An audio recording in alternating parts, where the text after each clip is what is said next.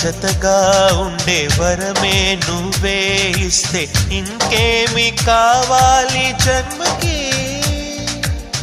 మచ్చలేని చంద్రుడిని మాట రాక చూస్తున్నా, వరస కాని బంధుని చొరవ చేసి అంటున్నా, ఇంకెప్పుడు ఒంటరినని అనరాదని, నీకు సొంతం అంటే నేనేనని.